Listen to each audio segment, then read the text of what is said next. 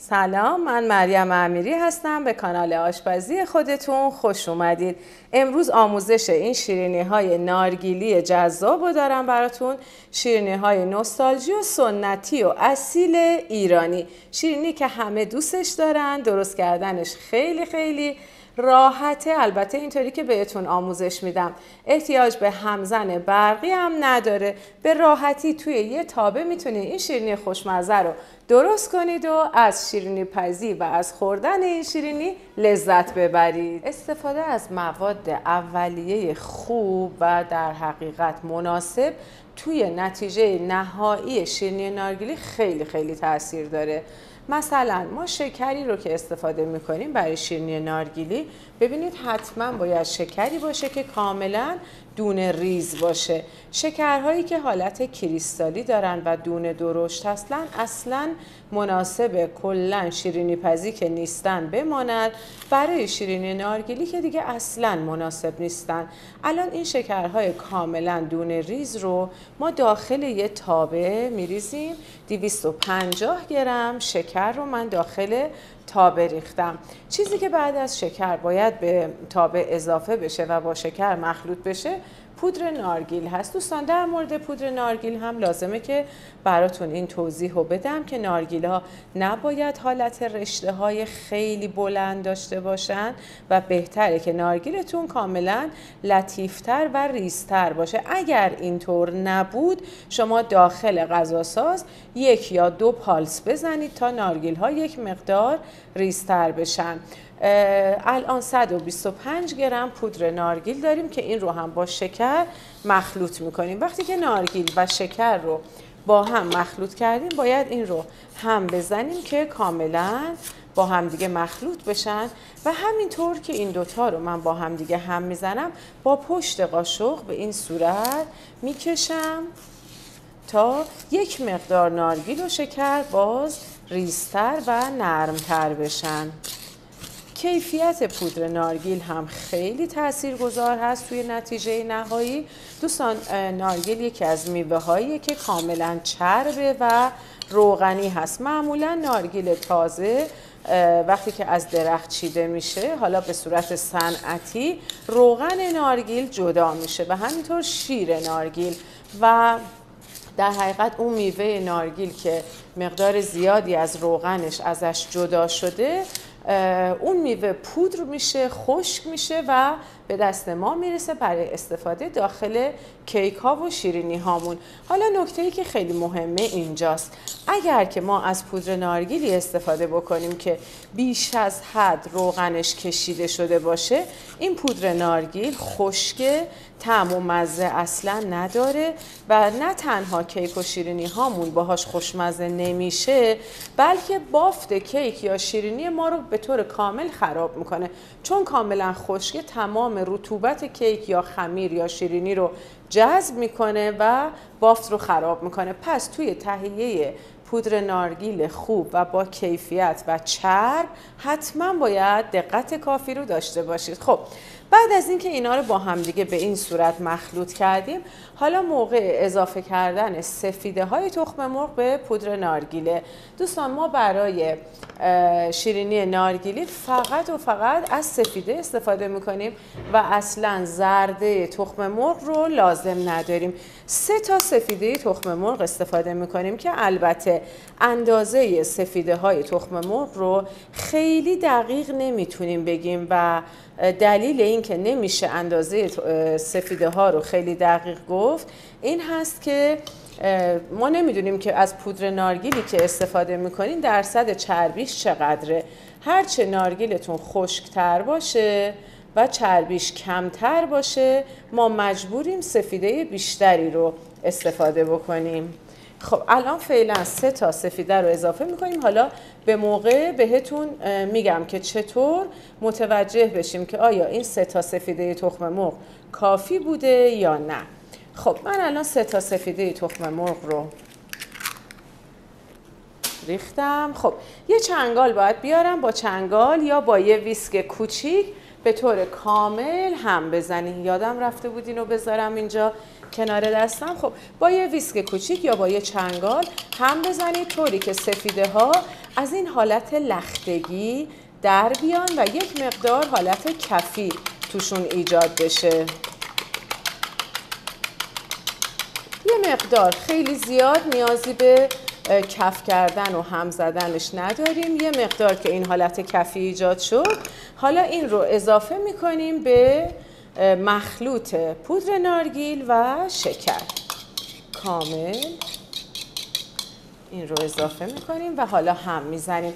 باید سفیده به خورد نارگیل و شکر بره و یه حالت خمیری ایجاد بکنه. کامل باید مخلوط بشه. اگر این حالت خمیری که قرار سفیده به مواد ما بده طوری باشه که نارگیل خشک باشه و سفیده رو خیلی جذب بکنه، ما مجبور میشیم بهش یک کمی دیگه سفیده اضافه بکنیم. در حقیقت باید طوری بشه که مواد به همدیگه انسجام پیدا بکنه. در این حد ما رطوبت سفیده رو لازم داریم. خب ببینید الان تمام نارگیل هایی که داخل ظرف هستن و همینطور شکر کاملا انسجام پیدا کردن. نگاه بکنید، من برای اینکه شما بهتر ببینید میخوام به این صورت با دست بهتون نشون بدم. ببینید انسجامش در این حد باید باشه. خب حالا زمانیه که باید به اصطلاح قنادهای داخل ایران این مواد رو داغ بزنیم. بریم گاز رو روشن کنیم، بذاریم روی گاز و داغ زدن رو بهتون یاد بدم. خب این مواد رو میذاریم روی حرارت حتما باید ملایم باشه و قبل از اینکه بخواد گرم بشه ما باید روغن رو بهش اضافه کنیم. روغنی که استفاده میکنیم روغن مایع هست. از روغنهای مایع مخصوص پخت و پز استفاده بکنید و مقدارش هم 75 میلی لیتر. تقریباً 75 میلی لیتر روغن معادل 1/3 پیمانه میشه. دوستان وقتی که میگم پیمانه منظورم پیمانه های استاندارد مخصوص قنادی و شیرینی پزی است. چون بعضی از دوستان میگن که ما نمیدونیم شما پیمانه منظورتون چیه. دقیقاً منظور پیمانه های مخصوص اندازه گیری هست. خب گفتیم قبل از اینکه گرم بشه یا قبل از اینکه داغ بشه به همین صورت روغن رو آروم آروم به این در حقیقت خمیر نارگیلیمون داریم اضافه میکنیم. تمام این 75 میلی لیتر روغن رو اضافه میکنیم به مواد و خوب هم میزنیم تا روغن کاملا جذب بشه و با مواد یک دست بشه. ببینید نباید روغن به این صورت جدا از بافت مواد داخل ظرف باشه. باید قشنگ هم بزنیم تا به خوردش بره. یه کمی که سریع این رو هم بزنیم این اتفاق میفته. ببینید اصلا بعد از اضافه کردن روغن یک بافت خیلی قشنگ و لطیفی ایجاد شد. خب فقط چیزی که الان خیلی مهمه اینه که اصلا یعنی حتی لحظه ای از هم زدن دست نکشید. دائم باید هم زده بشه و در طول هم زدن گاهی با پشت قاشق چوبی به این صورت بکشید که اگر احیانا شکرها خوب حل نشدن داخل سفیده، حالا توی این مرحله شکر حل بشه کاملا. خب این مواد رو ما باید بهش گرما بدیم، گرمای ملایم و حرارت بهش بدیم.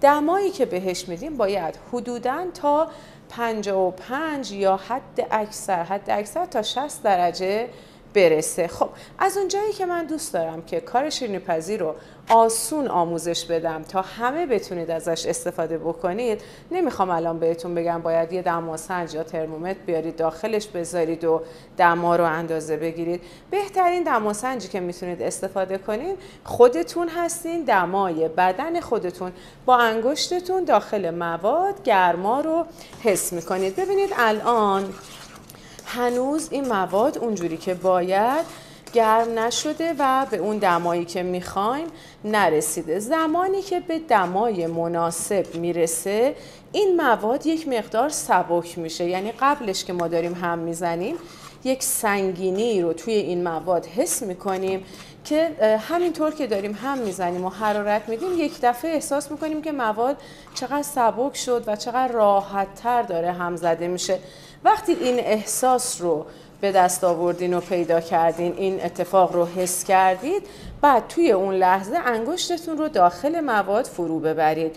برای 10 ثانیه انگشتتون رو داخل مواد نگه دارید. اگر دیدید که بیشتر از 10 ثانیه نمیتونین انگشتتون رو نگه دارید داخل مواد، یعنی اینکه این مواد دیگه قشنگ گرم شده و آماده است که شما از روی حرارت برش دارید.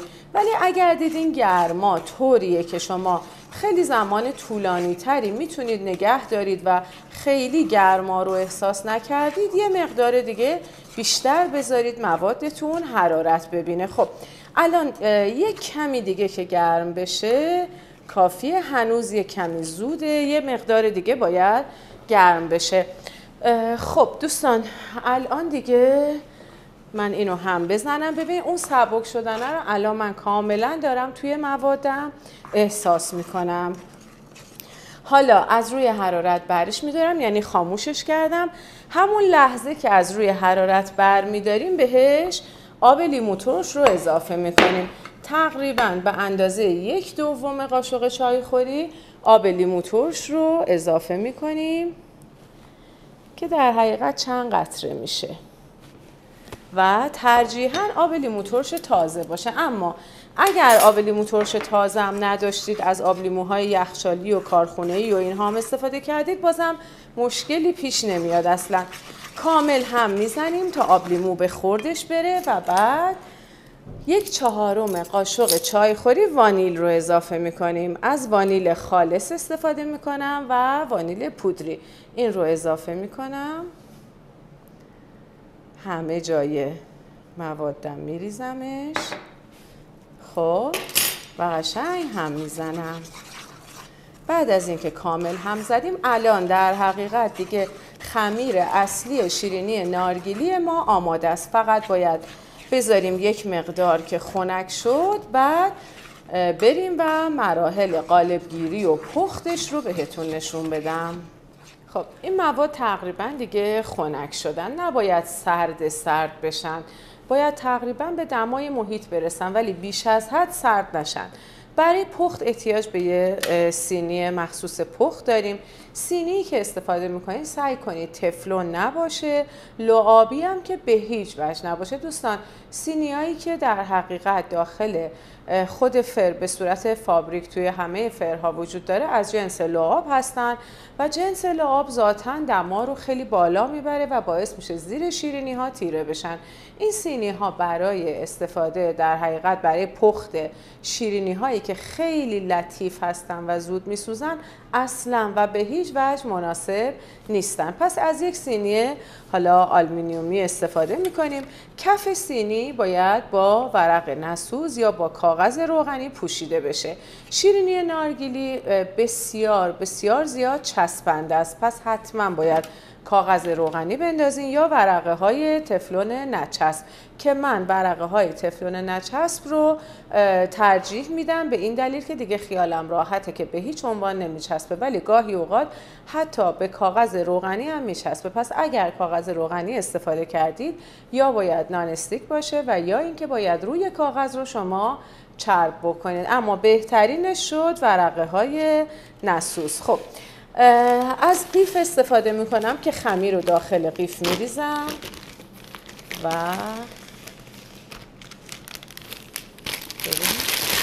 میتونید از قیف های یک بار مصرف استفاده کنید، چون خمیر کلا خیلی سفت نیست که به قیف فشار بیاره و قیف رو پاره بکنه. نیازی به قیف پارچه‌ای ندارید. مواد رو میریزم داخل قیف کاملا. ببینید مواد خیلی از این شلتر بود، ولی زمانی که مون کنار و خنک شد قوام و غلظت پیدا کرد.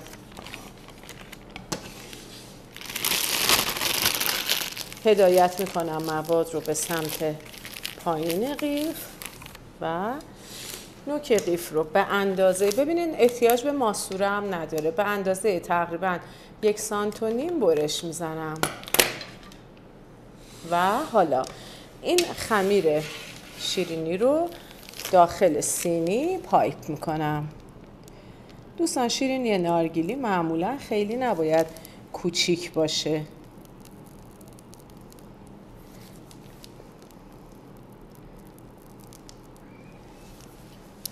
به همین صورت حتما فاصله رو رعایت بکنید، چون این شیرینی ها داخل فر معمولا تغییر سایز میدن و شما فضا رو در اطراف شیرینی ها حتما قرار بدید، فاصله رو رعایت بکنید تا شیرینی هاتون بتونن به راحتی پهن بشن و پف کنن.